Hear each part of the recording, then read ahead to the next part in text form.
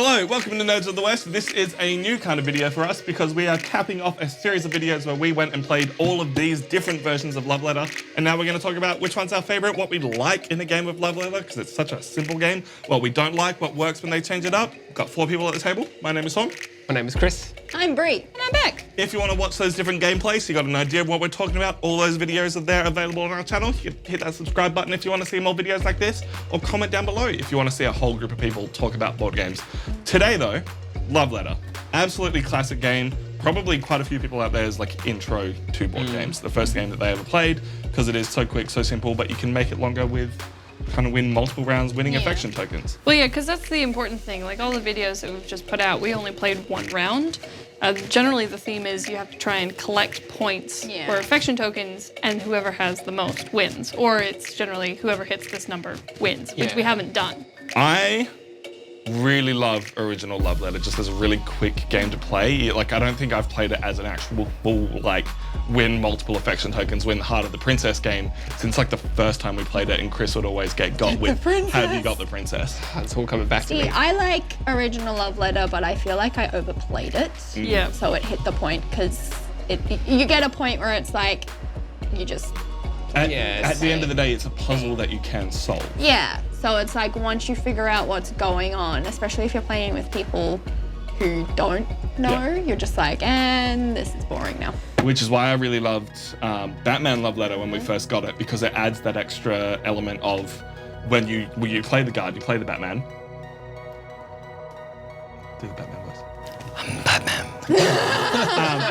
You get an affection token, so there is that additional meta of the guards become more important, guessing what people have rather than just trying to manipulate the table, manipulate your cards to have the highest card at the end or survive. It kind of entices you to guess rather than, like, I feel like unless you can count cards really well or you know exactly what somebody else does in the original game, when you use the guard cards, you're just kind of like, I'm playing Go Fish. I'm eliminating people who are holding on to a card for too long. I'm playing Go Fish.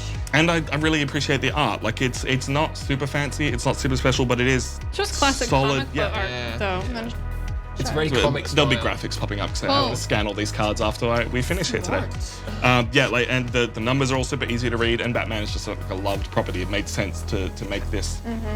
Because you're guessing things, I also you're like detecting that things. it's interesting that it's not like all these other ones. The princess is the highest, like, respected, all that sort of thing. It's like a good thing.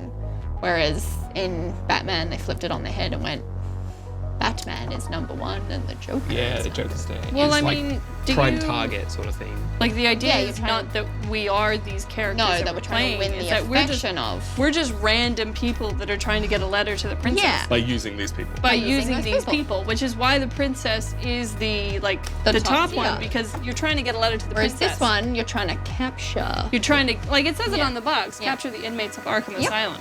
So the idea being that, you know, the Joker's going to be the highest one because the Joker is Batman's biggest enemy. It does make sense to me. No, it makes sense. And even in Lovecraft Letter, like, you have the Necronomicon and Cthulhu as the highest cards, even though Cthulhu is arguably it's the like most. prime target sort of. Yeah, prime target. talking about Cthulhu was great. Yeah. Speaking of Cthulhu, so I think Lovecraft Letter came out before Premium Love Letter. Yeah. So it was their first attempt at adding like more players to the game. After playing Lovecraft Letter, that's when I stopped playing original Love Letter. Good. Because Lovecraft Letter was just more fun. However, I find that you can get knocked out so much easy. So I think it's a better game because if you're playing multiple rounds, in my opinion, because Love Letter, you get to a point where you're just like going through the motions, I feel, when you're playing round after round after round. Whereas Lovecraft Letter, it's like your best laid plans can get royally fucked over in 5 seconds flat if you pull an insanity card and you get knocked out. So it's that element of It's a your really decisions great way more. balance for making the game quicker to make the longer rounds when you're getting more tokens better. Yes. Which I love. We didn't get to play it because it would be like an hour-long video and we might play it on stream at some point. But you have to win 3 times with insanity or 2 times with not insanity, which is a really interesting balance of in between each round, choosing what cards you want to play. And like pulling an insanity card, you got to start playing the whole like, okay, well if you pull an insanity card and you're insane, then you get to do the insane actions on your other cards. But then you're like, I love going insane early because you know you've got powerful cards in your hand, and you're like, I need to be using this ability. But the risk versus reward. Exactly. It's a really. So it's got a bit more of like, you've got a plan. It's not just like, oh, I'm just gonna do a 5 because I can. If you're like sitting there, and I do love, even though it's screwy, that you can end up with 2 8s in your hand and you're just like, Yeah. really hope that someone hurts. trades with you and oh, actually no, if you end up with 2 8s, it's your turn. You can't Yeah, do you it. can't do anything. you're doomed. Yeah. Much like Cthulhu-based literature. Yeah. Indeed. You're doomed. Art-wise, though, I have to go back to Adventure Time Love Letter. When it comes to just like quick reskins of stuff, it's really easy to just pull art from the show to like things like, God, we have a copy of it here. Spartacus, down the bottom corner, you guys can't see it. Spartacus or Battlestar Galactica, it's just screenshots from the show. Yeah. And it probably is easier because it's a cartoon and they've got the elements there to use from, but like the art in Adventure Time Love Letter is really nice. What they did is they fit the characters into the roles. So Finn and Jake obviously were the heroes or the princes, and they gave them outfits to match. But I mean, the big ones for me are Gunther and Bimo. It's really cute. Good touch. Yeah. And the bag's nice. The bag is nice. He's got little love hearts in his eyes.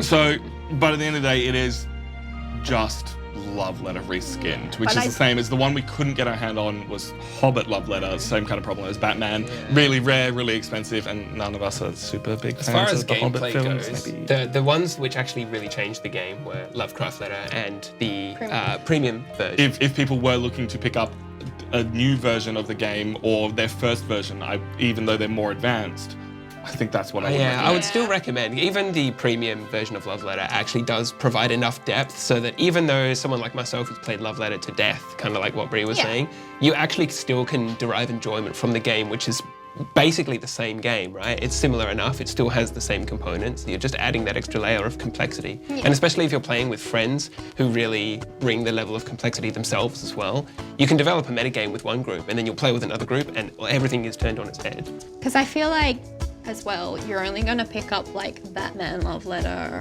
or Adventure Time Love Letter if you're a fan of both Love Letter and the theme that it's picked, if that makes sense. That is why we picked up Lovecraft Letter and then found out how great it was. I didn't pick up Lovecraft Letter. I was introduced to Lovecraft Letter and then I went, this is a better game. Yeah, it was good. Yeah. I think overall the game is better with more than 4 players. Yeah. In the kind of game where you're kind of having to juice what people are, more cards makes it a more interesting game, which means playing it with more people with the more cards is therefore more interesting. I think Lovecraft Letter, as much as its component quality, which we haven't touched on, art quality, we have component quality, amazing across the board. Component quality of Lovecraft Letter is great, but you can only play up to 6 players, and at 6 players the game is over almost quicker than normal Love Letter because of the insanity cards. Yeah. That's not necessarily a bad thing, because it is the game that you're playing for longer because you don't just play one round. But to me overall, Premium Love Letter is just so hard to go past because it is still, you can play normal Love Letter if you've only got 4 people, or you can play a bigger, more complex game with like, maybe you don't want to guard people because the assassin's there and they're gonna kill you if you guard the wrong person.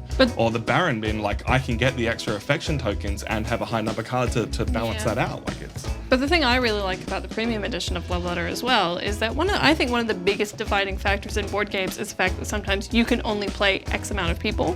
Being able to say, okay, well, we have 6 people here tonight. Let's play Love Letter. It's going to be a bit more complicated, but you're going to pick it up really quickly. But then also you don't have people standing off to the side going, board games. I cannot play. Yeah. Yeah. And I appreciate the fact that when designing the new art, they didn't go, let's just reuse the same art for the guards specifically.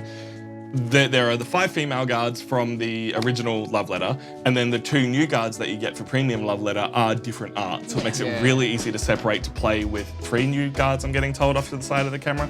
I can't read rule books well. The point is, at the end of the day, I'll happily play any of these games. Yeah. These ones will be over much quicker.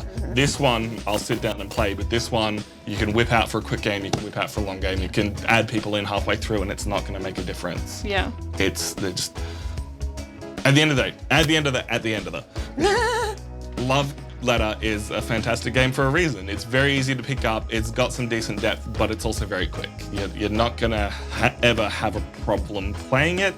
And this game just adds more without taking away. Yep. Absolutely agree. Any Yep. final thoughts from anyone else?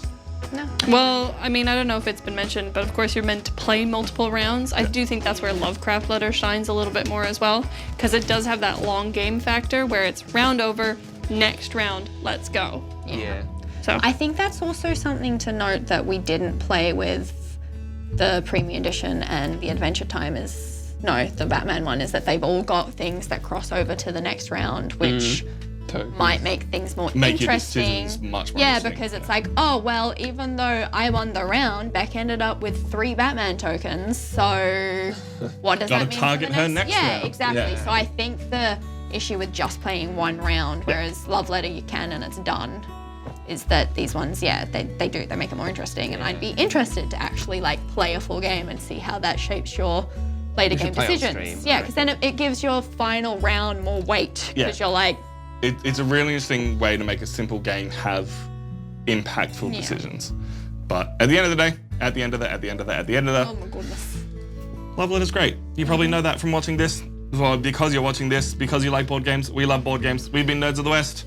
We recommend Love Letter Premium Edition, which the only other version, which I've just remembered, there is an Archer Love Letter, which is, I think, just a reskin of Premium.